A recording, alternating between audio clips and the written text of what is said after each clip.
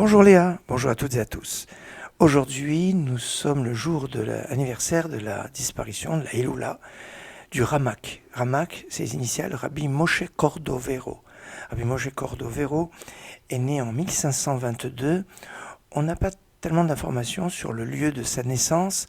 On sait qu'il a grandi, il est originaire en tout cas de Cordoue, Cordovero, ça vient de Cordoue, et qu'il a grandi surtout à Tzfat, à Safed en Israël. Et il a étudié la Torah, la Halacha évidemment, notamment auprès de Rabbi Yosef Karo, le fameux Rabbi Yosef Karo, auteur du Shulchan Aruch. Et il va recevoir son ordination comme Dayan, comme juge, de Rabbi Yaakov Berav. Autant vous dire que Rabbi Yaakov Berav, c'était celui qui voulait réinstaurer la fameuse smicha qui venait depuis Moshe Rabbeinu, qui avait été interrompue à cause de l'exil, mais qui aurait pu être réactivée en réunissant tous les rabbins d'Israël qui aurait donné la smira à un Rav. C'est ce que Rabbi Yaakov Berav s'est employé à faire, mais Rabbi Levi ben Chaviv, le grand rabbin de Jérusalem, s'est opposé, argumentant que cela mettrait caduque le calendrier qu'on utilise, puisque un Bedin Samour, un Bedin qui serait ordonné comme il faut, eh bien c'est lui qui va édicter, qui va établir le calendrier en fonction des témoignages des personnes qui vont témoigner quand il va y avoir le renouvellement de la Lune. Autant vous dire qu'on ne pourrait plus fixer, savoir quand Rosh Hashanah, Kippour ou les fêtes qui arriveront prochainement, puisque ce serait chaque mois qui serait décidé quel jour il y aurait Rosh Chodesh. C'est ce qui a justifié à l'origine le deuxième jour de fête en dehors d'Israël, puisqu'on n'avait pas forcément l'information quel jour exactement le tribunal rabbinique avait décrété comme jour de Rosh Chodesh.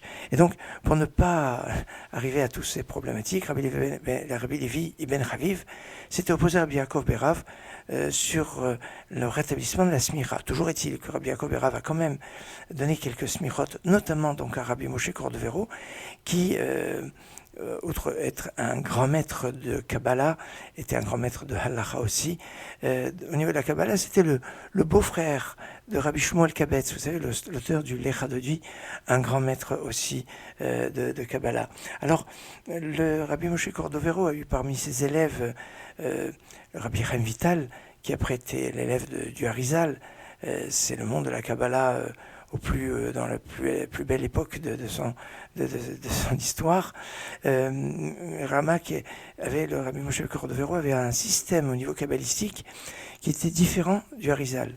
Et puis il a eu comme élève aussi Rabbi Eliyahu Dividash. Rabbi Eliyahu Dividash, auteur du Réchit Rochma, le début de la sagesse, un livre extraordinaire.